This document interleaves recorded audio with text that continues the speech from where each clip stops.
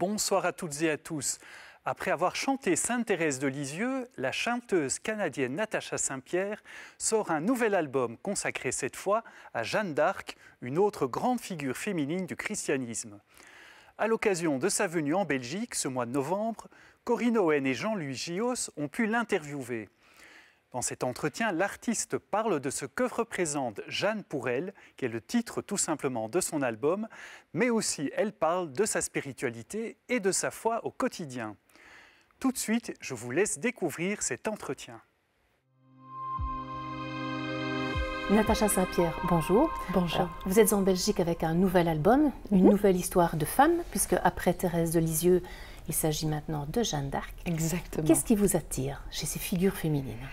Je pense que c'est leur force de caractère. Ce sont des féministes avant l'heure, ce sont des femmes qui osent parler et qui osent surtout dire des choses différentes et qui vont faire les choses différemment. Si on s'intéresse à Jeanne d'Arc en particulier, elle va aller, alors qu'elle est encore une enfant et une femme, mettre des habits d'homme, ce qui est, au XVe siècle, totalement interdit.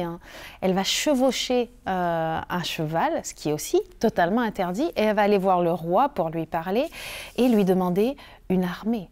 Il y a des soldats qui vont même dire plutôt se donner la mort tout de suite que de partir au combat avec une femme, avec un enfant. Ce sont des gens qui, parce qu'ils ont foi en eux-mêmes, déjà, et foi en leur mission, osent faire des choses qui ne se font pas à l'époque. Alors, est-ce que ce genre de femme vous inspire pour votre quotidien ? Je pense que je suis beaucoup moins rebelle que Jeanne, ou même que ne l'était Thérèse de Lisieux.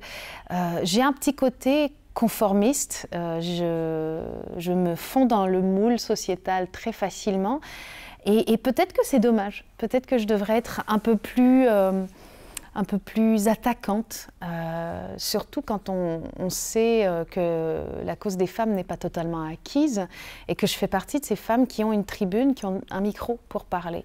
Donc à travers ces femmes-là, je le fais, mais le faire moi-même, c'est difficile, j'avoue. Alors, chanter sa foi, c'est votre troisième album où vous osez exprimer votre foi. Est-ce que c'est quand même pas prendre un sacré risque dans le show business actuel ? C'est étrange parce que j'avais aussi cette perception-là, que ce serait délicat. Mais finalement, quand on chante des choses vraies, quand on ne ment pas au public, il n'y a pas vraiment de situation risquée.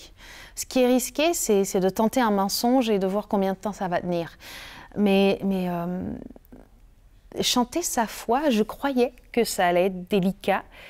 Et finalement, une fois qu'on a commencé, c'est comme tout, la première chanson sur scène, elle est délicate, elle est difficile, on a le trac. Puis une fois qu'on est sur scène, tout va bien.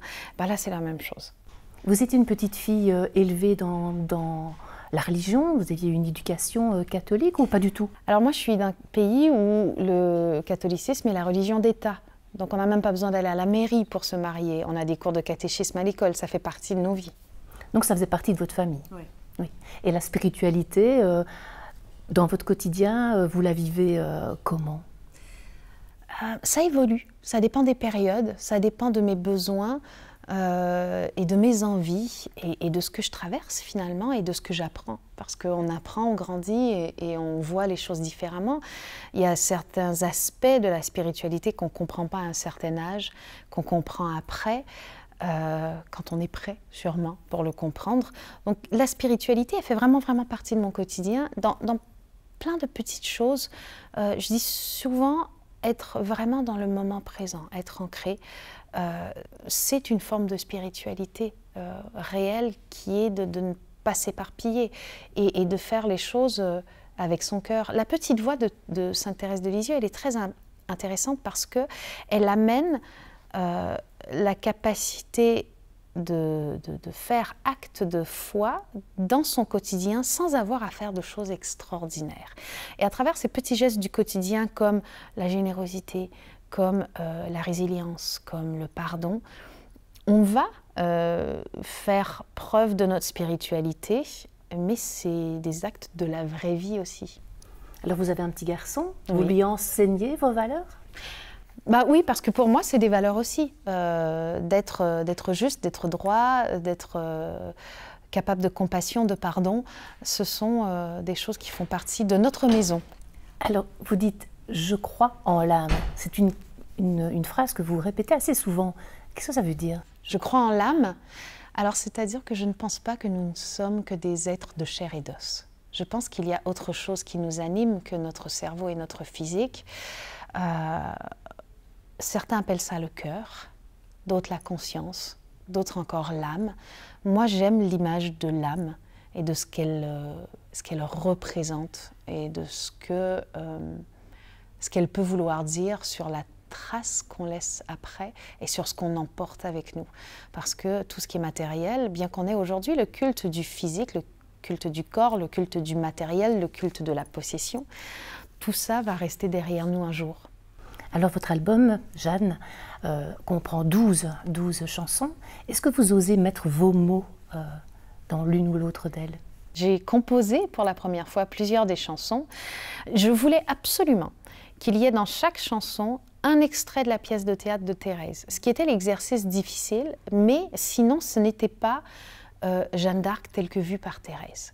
Et je n'avais pas envie d'avoir une histoire factuelle, puisqu'on a tous des cours d'histoire, c'était pas la peine. Je voulais avoir une histoire humaine, l'histoire de ressenti. Et c'est ce que Thérèse met dans sa pièce de théâtre.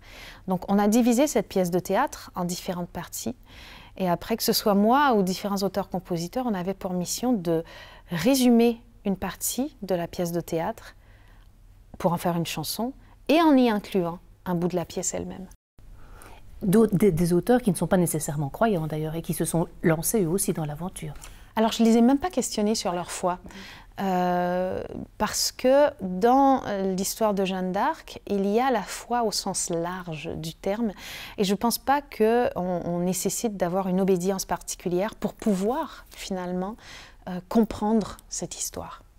Chanter dans des églises, ça vous a particulièrement inspiré? Est-ce qu'on a une autre voix dans une église? Alors, on n'a peut-être pas une autre voix physiquement parlant, mais on a une autre voix émotionnellement parlant. Parce que d'un point de vue émotionnel, les gens ne reçoivent pas les chansons ou les textes de la même manière dans une église que dans une salle de spectacle. Et je ne sais pas pourquoi. Alors, les prochains albums, allez-vous continuer dans cette voie-là, dans cette veine-là, ou allez-vous revenir à des chansons, j'allais dire, plus légères? Je ne sais pas, parce que je prends un certain plaisir très égoïste à chanter ces chansons-là, puisque j'ai l'impression que, en plus d'offrir du divertissement, ce que j'ai toujours fait, dans mes chansons, il y a une petite valeur ajoutée. Et moi, très personnellement, ça me remplit le cœur, l'âme, de savoir que peut-être j'interviens à d'autres parties de la vie du public que simplement celle du divertissement. Qu'est-ce qu'on peut vous souhaiter alors pour la fin de l'année et l'année prochaine? Que tout se passe bien et que je réussisse à raconter l'histoire de Jeanne d'Arc aussi bien que j'ai raconté celle de Thérèse de Lisieux. Merci. Merci à vous.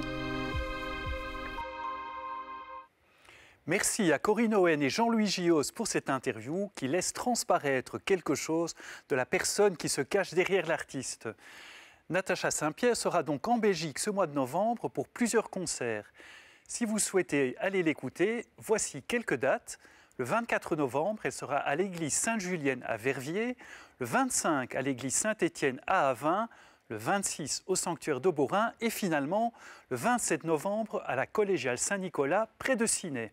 Et si vous souhaitez revoir cette émission, eh bien, comme d'habitude, rendez-vous sur Ovio ou sur le site catobel.be. Merci d'avoir été avec nous et à très bientôt.